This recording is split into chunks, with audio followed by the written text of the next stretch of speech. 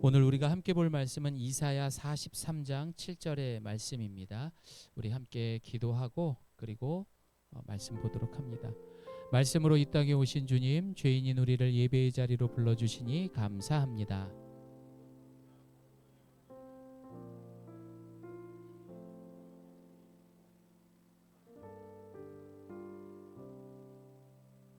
예수님의 이름으로 기도드립니다. 아멘.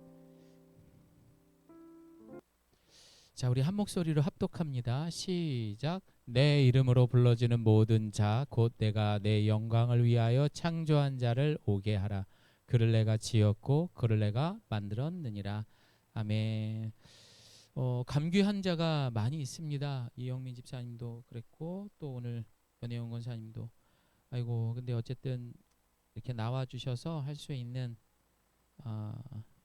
우리 성도님들을 응원하고 힘내시기를 바랍니다.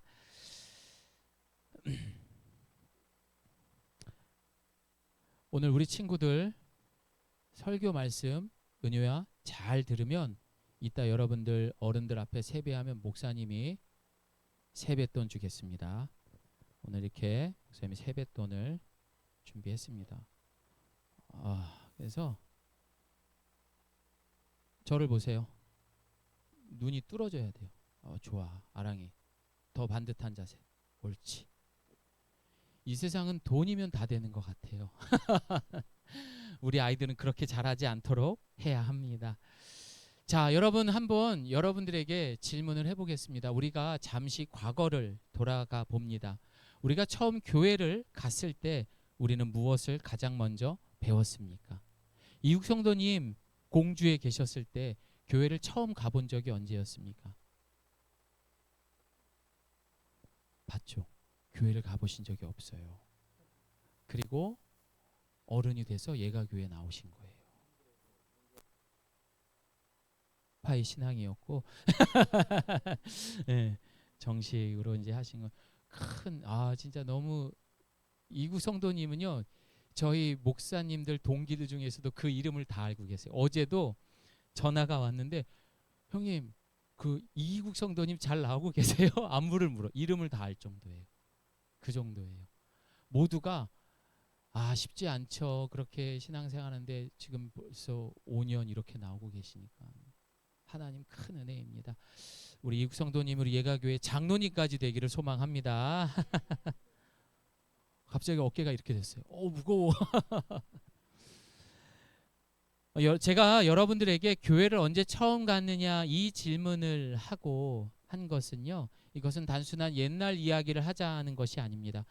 우리의 신앙이 지금 하나님의 뜻과 상관없이 어디로 흘러가고 있는지 그 뿌리를 묻고 있는 거예요. 과연 우리가 처음 교회 갔을 때 무엇을 먼저 보고 배웠느냐 이게 정말 중요하다라는 거예요.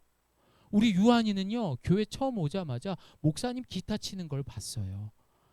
그러더니 오늘은 선글라스 끼고 기타도 계속 이걸 하고 있어요. 이제 바꿔줘야죠. 나중에는 무엇을 통해서? 오늘 말씀을 통해 잘 들은 부모님들이 우리 유한이에게 신앙의 유산을 물려줘야죠. 각자가 그 교회에서 배운 것들이 있습니다. 그게 우리의 뿌리를 우리의 지금의 방향과 목적에 굉장히 중요한 영향을 미친다라는 것입니다. 예를 들면 어떤 분은요 뜨겁고 어떤 분은 정적인 예배의 형식에서 어린 시절 처음 예배를 시작했던 거예요. 이런 분들은 나중에 교회를 찾아와도 잠시 쉬었다 나와도요 이 교회는 너무 시끄러워. 좀 조용한 데로 가야 돼. 이 교회는 너무 조용해. 조금 열정적인 그런 예배를 찾아야 돼. 자신의 취향대로 예배를 찾게 됩니다. 또 어떤 분은 팔을 걷어붙이고 예배드리고 섬김과 봉사의 기술부터 익히는 분들도 계십니다. 이런 분들은 예수님의 지상 명령보다는 자기가 예배 자리에 있다는 예배 자체를 우상으로 살아가는 경우가 있습니다. 여러분 이런 분들은 어떻습니까? 전도가 중요한 것을 알아도 평생 전도를 한 번도 못하는 분도 계십니다. 또 어떤 분들은 뜨겁게 박수치고 으쌰으쌰 하면서 서로 같이 밥해 먹고 왁작지껄 사람과의 관계에 이런 것이 너무 좋은 것을 배운 사람들이 있습니다. 그러나 교회가 잘못된 이단이라고 알아도 이분들은 나중에 떠나지 못합니다. 이게 진짜 여러분 이단에 있는 실제 사람들의 이야기입니다. 무서운 거더라고요. 이 관계라는 게. 문제는요.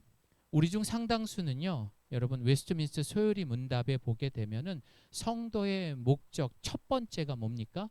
자, 시작. 사람의 제일 되는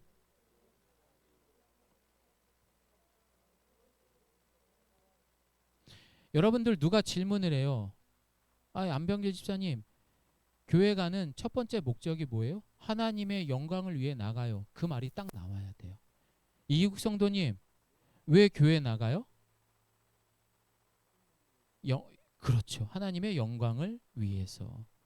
그 뒤에서 김수미 성도님이 되게 어색하다는 듯이 이렇게 뒤에서 보고 계셨습니다. 우리가 누구에게 질문을 한다면요. 무조건 하나님의 영광을 영화롭게 하고 그를 즐거워하는 것이다 라는 말이 나올 수 있어야 되는 겁니다. 그러나 우리는 이 목적을 잃어버립니다. 놓치게 됩니다. 내가 기쁘고 내가 만족하기 위해서 교회 나간다. 내 감정과 내가 위로받았기 때문에 나는 믿는다 식의 사람들이 너무나 많아요. 그게 목적이 되고 있다고요. 그래서 이 신앙생활을 나의 필요를 채우는 수단으로 결국에는 종교 생활로 열심히 하고 있는 분들이 많다라는 겁니다.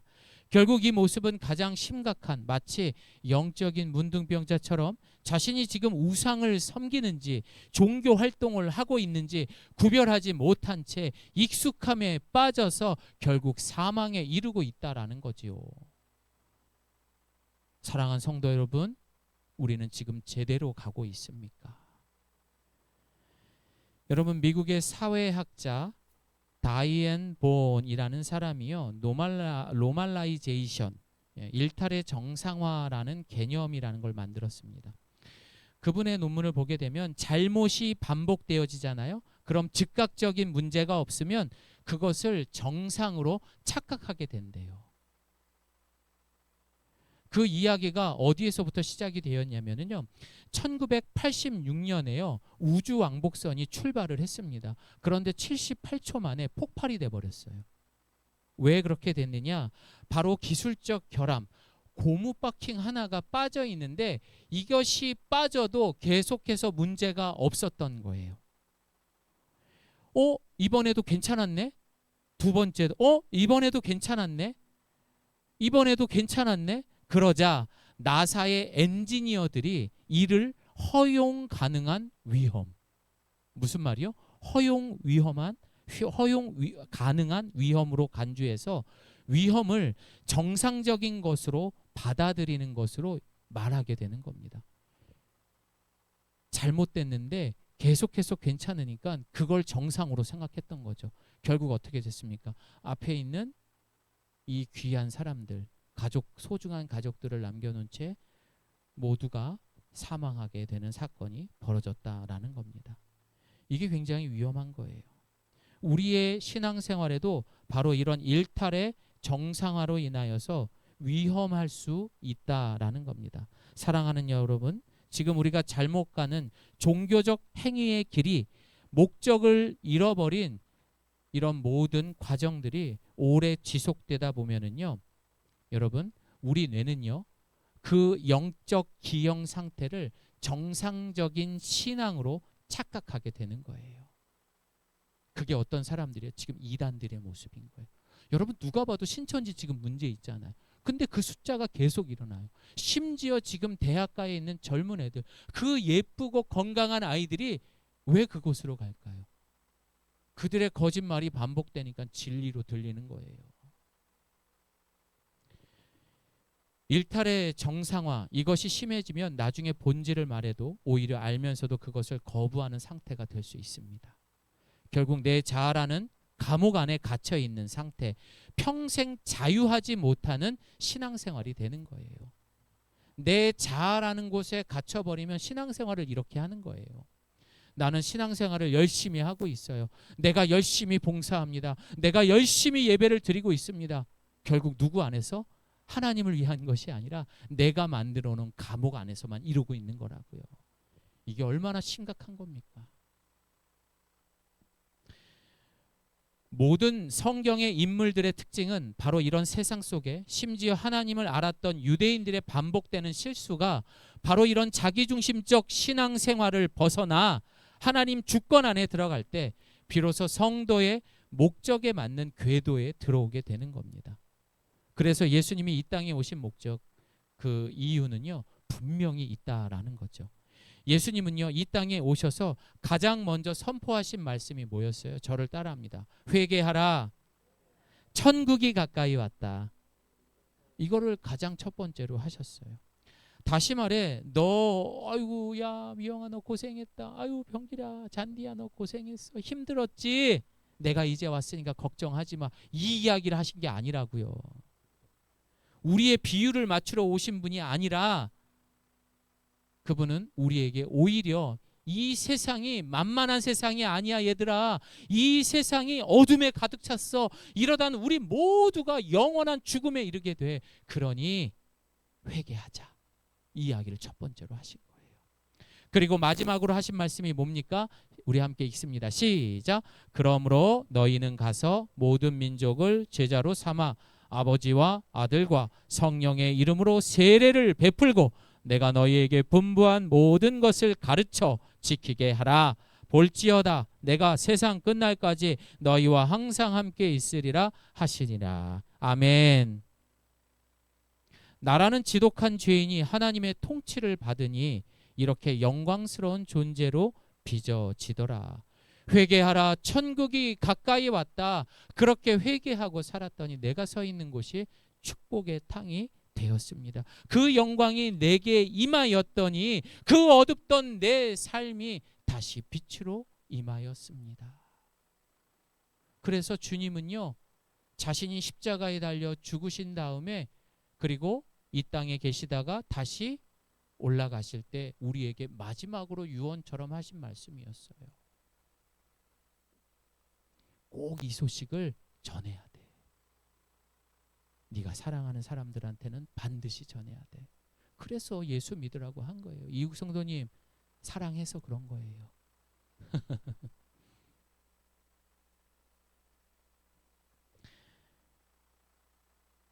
내가 내 인생의 주인 노릇하라고 고생했던 그 비참함을 이제는 끝내고 이제는 하나님의 영광의 임재 속에 인생이 얼마나 감격스러운지를 증명해내는 것, 그것이 예수님이 우리에게 맡겨주신 진짜 사명이라는 겁니다.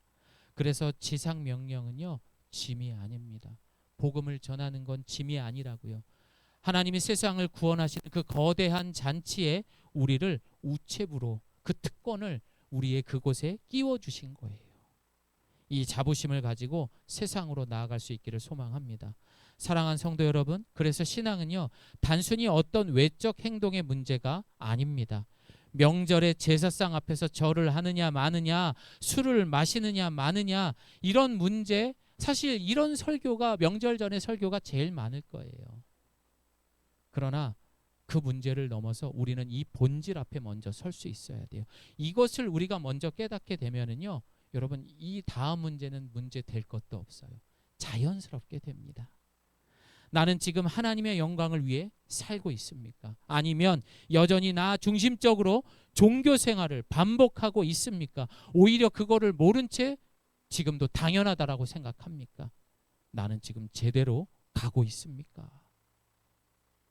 오늘 이 아침 우리 이 질문을 반드시 해야 합니다. 그리고 그동안 내가 듣고 싶었던 것, 내가 하고 싶었던 말들, 뭐 이런 거 말고요, 제발 이제 그런 건 하지 말고 주님 주신 가장 중요한 목적을 잃지 않으며 믿음으로 살아내는 예가교회 성도님 되시기를 소망합니다. 본문 이사야 43장은요, 바벨론 포로라는 그런 절망의 역사적 배경이 있습니다. 나라는 무너졌습니다. 성전은 파괴되었고요. 하나님의 백성이라는 정체성마저도 흔들렸습니다. 그들은 우리가 여전히 하나님의 백성인가? 우리를 정말 하나님이 버린 건 아닌가? 이런 염려가 그들 마음속에 가득했죠. 하나님의 불신으로 가득했다고요. 그리고 바로 그런 상황에서 오늘 본문 43장이 시작된 겁니다. 시작. 너를 창조하신 여호와께서 지금 말씀하시느니라. 이스라엘아, 너를 지으신 이가 말씀하시느니라. 너는 두려워하지 말라. 내가 너를 구속하였고 내가 너를 지명하여 불렀나니 너는 내 것이라. 내가 물 가운데로 지날 때에 내가 너와 함께할 것이라. 강을 건널 때에 물이 너를 침몰하지 못할 것이며 내가 불 가운데로 지날 때에 타지도 아니할 것이요 불꽃이 너를 사르지도 못하리니. 아멘. 여러분, 이것이 바로 구약의 복음입니다. 내가 상상할 수 없는 그런 어려움 가운데 나라도 잃었어요. 왕도 없어요. 하나님이 그들을 찾아가신 거예요. 이게 복음이에요, 여러분. 이건 사람이 하나님을 찾아 올라간 이야기가 아닙니다. 하나님께서 약속하신 그 백성을 끝까지 붙들겠다라는 이야기입니다. 심판 가운데 있었지만 언약은 폐기되지 않은 거예요. 여러분, 내가 지금 힘들다고 해서 다 끝난 게 아니에요. 우리에게 약속하신 이 약속은 계속해서 영원할 줄을 믿으시기를 바랍니다. 포로 기간의 시간은 언약의 파기가 아니라 언약을 끝까지 놓지 않으시는 하나님의 포기하지 않는 사랑의 이야기인 겁니다. 성경의 징계는요, 세상과 다릅니다. 그 징계는 관계의 단절이 아니라 하나님과의 관계 안에서 이루어지는 그분의 관심과 사랑입니다. 하나님은 그들의 죄를 가볍게 여기지는 않습니다. 여러분, 우리의 죄에 대해서는 반드시 벌을 받게 돼 있어요. 하지만 버리지는 않으십니다. 그 제일 빠른 방법은 뭔지 아세요? 빨리 회개하세요. 그리고 빨리 하나님 앞에 섰을 때 여러분, 그게 가장 편안한 길입니다. 여러분, 이스라엘은 무너졌지만 하나님의 언약은 무너지지 않았습니다. 그들은 성전을 잃었지만 하나님은 자기 백성을 잃지 않으셨습니다. 이걸 믿으시기 바랍니다. 그래서 포로의 시간은 단순한 고통의 세월이 아니라 자기 힘으로 살아오려고 했던 것, 자기 삶에 남겨져 있는 그 모든 우상들을 내려놓고 저를 따라합니다. 우리를 살리실 분은 오직 여호와뿐입니다. 그 고백을 주님은 듣고 싶었던 거예요. 여러분, 그 고백이 나왔을 때가 축복의 땅이 될 줄을 믿습니다. 하나님이 나의 여호와 하나님이십니다. 하나님 영광 받으세요. 그 순간 이곳이 하나님 나라가 되는 거라고요.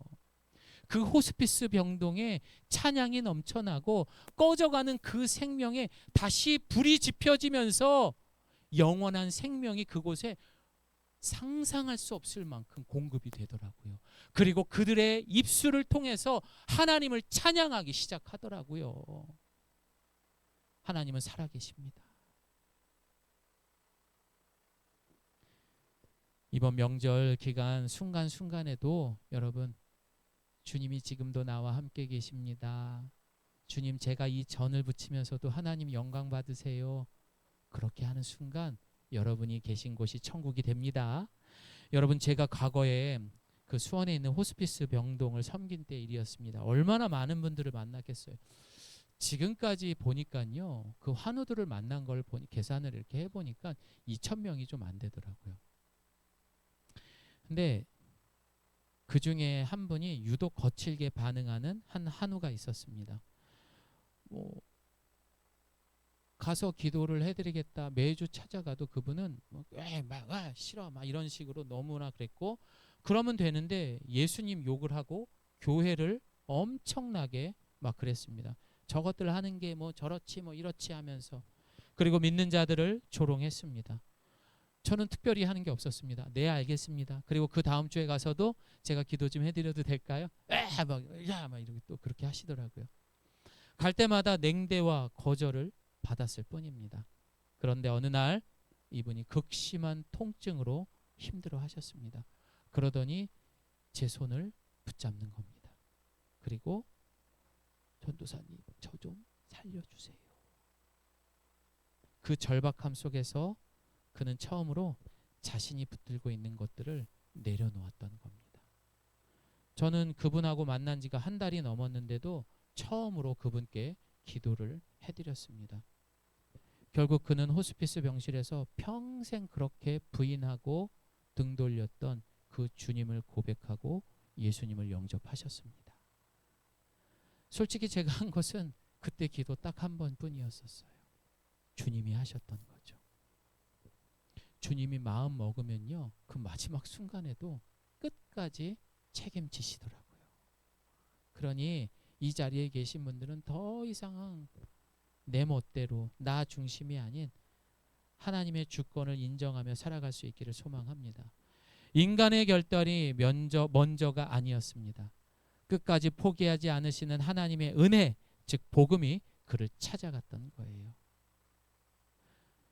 복음의 영접의 그 순간이 뭐 거창한 기도가 이루어지고 화려한 예배 속이 아니라 그 냉대와 거절 속에서도 복음은 역사하고 있었던 거예요. 그래, 보자.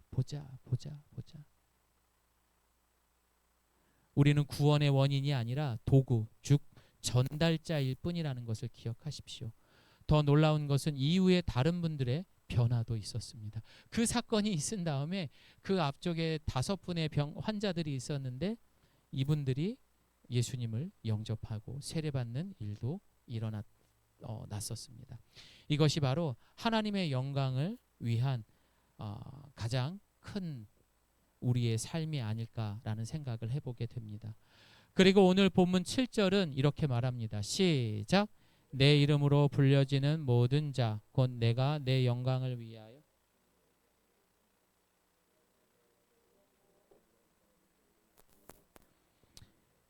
여기서 창조하다 바라 이 뜻은요 무에서 유를 만들다라는 겁니다. 짓다, 야차르, 만들다, 아사 이런 모든 히브리어가 결국 반복되면서 하나를 주목하고 있습니다. 여러분 그게 뭡니까?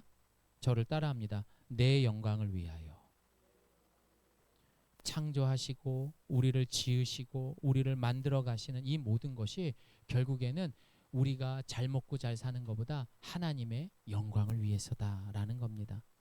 전능하신 창조주로 시작하시고 세밀하게 우리를 빚으시고 목적 있는 존재로 완성하는 그 뜻, 왜 그렇습니까? 바로 우리의 창조주가 되시는 그분의 영광을 위해서. 성도의 목적은 그래서 하나입니다. 저를 따라합니다. 하나님의 영광. 너는 왜 교회 다니느냐? 너는 예가교회 가서 제일 먼저 배운 게 뭐냐? 저를 따라합니다. 하나님의 영광. 아랑아, 네가 교회 다니는 목적이 뭐야? 이게 나와야 되는 거예요. 선효야, 왜 교회를 다니는 거야? 이걸 배우는 거예요.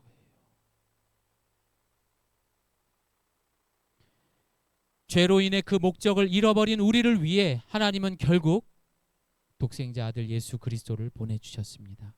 이 예언은 예수 그리스도의 십자가에서 이제 완전히 성취된 것입니다. 우리 함께 읽어봅니다. 시작.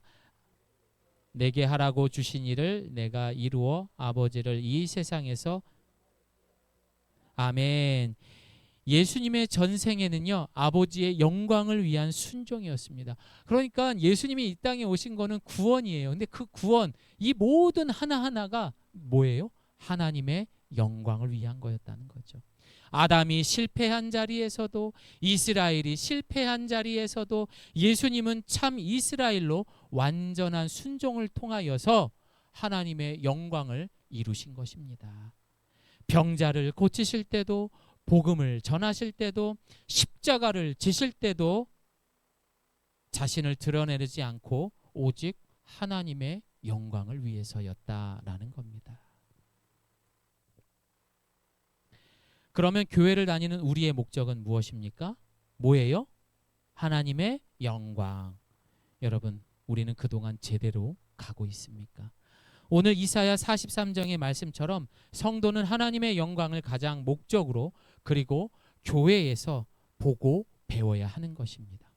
근데 이거를 앞에 있는 목사가 강요하듯이 가르친다고 되는 것이 아니라 우리 성도님들의 삶 속에서 드러나야 되는 거예요. 김수미 성도님을 볼 때마다 저분을 보면 하나님의 영광 보세요. 하나님의 영광 그 자체. 우리 김잔디 집사님 보세요. 하나님의 영광 자체. 이렇게 돼야 되는 것이죠. 사랑하는 여러분, 이번 명절에요. 믿지 않는 가족과 이웃을 분명히 만나게 될 것입니다. 삶의 답을 찾지 못한 채 여러분 어쩌면은 애쓰는 이들에게 우리는 무엇을 전하야겠습니까? 우리의 경험과 충고가 아닙니다. 그리스도께서 이루신 구속의 복음을 전해야 하는 것입니다. 그렇다고 해서 야야야 교회 가라 이게 아니라 여러분 그 영광이 임한 사람의 삶이 어떤 모습인지를 드러내야 돼요. 자, 저를 보고 한번 환하게 웃어보세요. 일단 그 미소부터 시작이 되는 겁니다. 우리는 구원의 주인이 아닙니다. 복음의 전달자라고 이야기했습니다. 그 복음은요, 아까도 말씀을 드렸지만 냉대와 거절 속에서도 복음은 역사했잖아요. 나는 우리 이모만 보면은 나는 이모 따라 교회 한번 가고 싶더라. 이 말이 나와야 돼요. 그리고 바로 그 일이 하나님께 가장 큰 영광이 될 줄을 믿습니다. 하나님께 속한 자로서 하나님의 영광을 위해 사는 것, 이것이 오늘 이사야 43장이 우리에게 들려주시는 구약의 복음이요 신약에서 완성된 예수 그리스도의 복음의 이야기인 것입니다. 이제 말씀을 마무리합니다. 사랑하는 예가교회 성도 여러분, 이제는 나의 종교적 실력이 아닙니다. 하나님의 기준 앞에서는 사람으로 돌아가기를 소망합니다. 나 중심과 사람 앞에서 인정받는 신앙이 아니라 하나님 앞에서 구별된 신앙으로 설 수 있는 성숙한 어른의 성도가 되기를 소망합니다. 어른이 돼야 돼요. 어른이. 이번 명절에 예수 믿는 사람의 넉넉함, 그게 뭡니까? 누가 여기서 뭐 어쩌고 저쩌고 뭐 정치 얘기 나오고 또 연예인 얘기 나오고 헐뜯지 맙시다. 눈치 보고 투덜거리는 말 하지 맙시다. 조금 피곤하고 힘들어도 먼저 칭찬하고 감사하고 격려하고 살리는 말들을 많이 할 수 있기를 소망합니다. 야, 너 왜 그러냐? 낮술 먹었냐? 왜 이렇게 달라졌냐? 이 말 들어야 돼요. 성령에 취했으니까 낮술 먹은 것 같죠. 뭐가 그렇게 감사한데? 몰라요. 요즘 이렇게 감사하네요. 형님 봐서 그런가 봐요. 가만히 돌아보면은요, 여러분 왜 그러냐? 여러분 고생 안 해본 사람 없습니다. 그런데 우리가 그 고생하는 그 순간에 그 이야기를 굳이 또 누군가에게 전할 필요가 있을까라는 생각을 또 해봅니다. 그러나 여러분 우리가 한번 생각해 보면 그 가장 힘들었던 순간에 우리는 누구를 찾았습니까?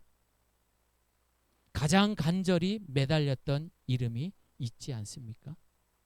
여러분 있을 거예요.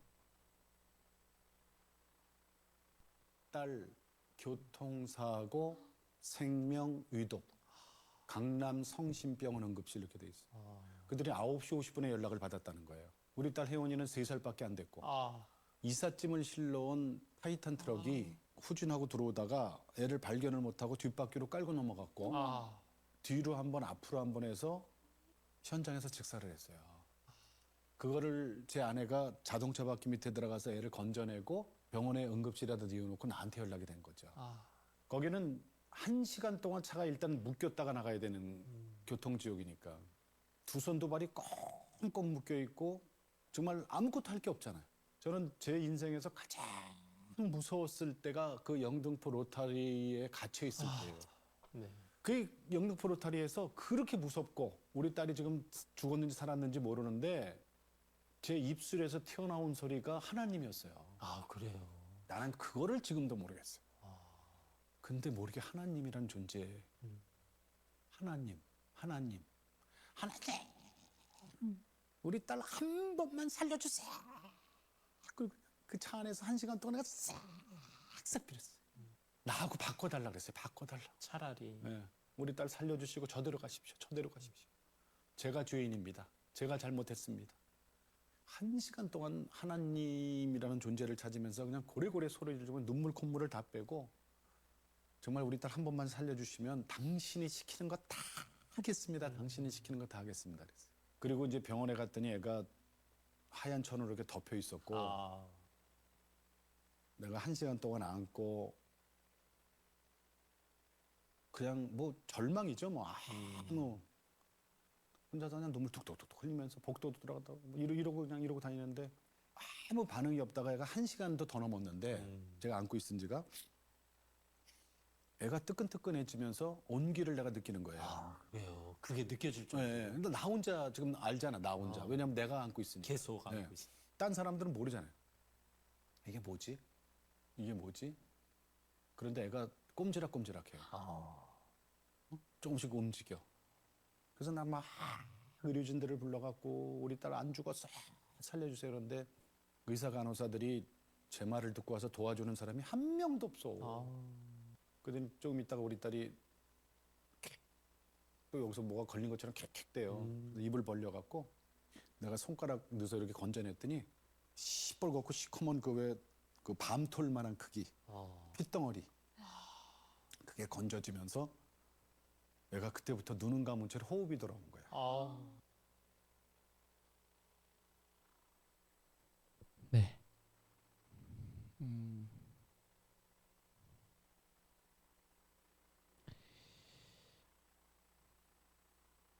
오늘도 주님은 우리를 복음으로 찾아오셨습니다. 여러분들의 어떤 상황은 사실 가까운 가족들도 모를 수 있죠. 하지만 주님은 그 순간에도 우리를 찾아와 주셨고 그 이름을 부르게 하십니다. 어떻게 하든 간에. 그것이 바로 그 이름을 부를 때 그게 하나님의 영광이 되는 거예요. 아침에 내가 일할 그곳에 가서 아유 피곤해. 아이고 허리야. 아이고 하나님 오늘도 그래도 감사합니다. 이건 뭐예요? 하나님의 영광. 얼마나 하나님 그거 한마디면 되는 거예요. 여러분 이 간증에서 뭘 하나 우리가 캐치해야 되냐면요. 내가 이 아이가 살아난 거를 나는 알고 있어. 의사들을 불렀어요. 얘가 지금 살아났으니까 제발 좀 와달라고. 그런데 뭐라고 그래요? 아무도 안 왔대잖아요. 여러분 이 신앙생활이 그런 거예요. 나는 그 하나님을 만났는데 그 하나님이 맞다고 이렇게 말하고 있는데 세상 사람들은 보이지 않으니까 믿지 않는 거예요. 저거 미쳤구나. 그래서 신앙생활은 때로는 외롭습니다. 그리고 억울할 때도 많습니다. 그런데 내가 안고 있는 그 따뜻함을 나는 분명히 느꼈고 그 호흡을, 그 생명을 나는 느꼈기 때문에 전할 수밖에 없는 거예요. 그리고 그 이름을 부를 수밖에 없는 거예요. 과거의 종교적 습관과 자기중심적인 신앙에서 벗어납시다. 그리고 하나님의 영광과 그분의 즐거움에 동참할 수 있는 우리 예가교회 성도님들 되시기를 소망합니다. 이번 명절 여러분 조금은 달랐으면 좋겠어요. 내 입술에서 아이고 주님, 아버지, 하나님 이 이름이 많이 불러졌으면 좋겠어요. 그 자체가 하나님의 영광이 되는 줄 믿으시기를 바랍니다. 그거 계속 나오면 여러분 지금 제대로 가고 있는 거 맞습니다. 우리 이 시간 눈을 감고 함께 기도하겠습니다.